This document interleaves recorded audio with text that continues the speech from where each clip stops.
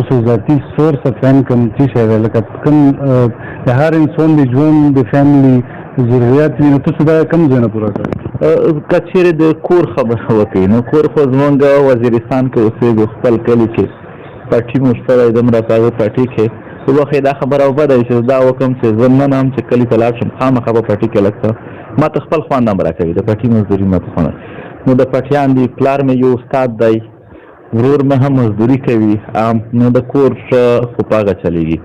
پاتې شول زما تګ راتګ یعنې پټرول شول یو بل ځای ته تګ شه نو دا اوس هم د ملګري په ګاډي کې راغلی یم هر ځای چې زه پټرول یا خو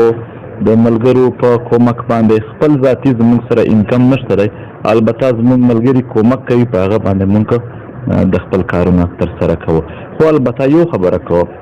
زموږ سره وسایل کم دي د وسایل د کمي د وجې موږ کار نشو کولی زیاته تاسو له لکه په خپل تحریک کې ډېر ډیمانډ هم شي ډېر تھریټس په ډیلی بیس باندې وي د هر یو شي مقابله یا څنګه فیس کوو د وطن په مینه باندې د دې پښتون وطن اصیل بچی به وي هغه به یاریږي هغه به خرڅېږي کله هم نشي کېدلی البته که څوک خرڅ شوي وي یا څوک یېرېدلي وي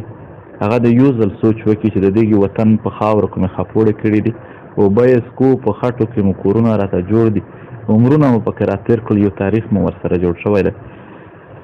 نو مینه ډېر لوی شی دی هر څوک چې د څه سره مینه ولري د هغه لپاره هر قسم خطر په خپل ځان وړي تاسو وګورئ یو کس وي د مرغو سره مینه وي نو هغه ټوله ورځ په دې غرونو کې ګرځي غوارمو ته هر څه به په ځان وړي یو څه مرغۍ به که نه دی راټولوي یا به هغه پالي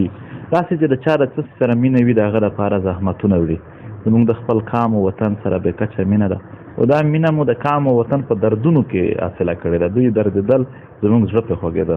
په هغه کې مو حاصله کړې ده دا لویه ده او بل د پښتون وطن اصیل بچي د یرې او د خرڅېدو ولی نه دي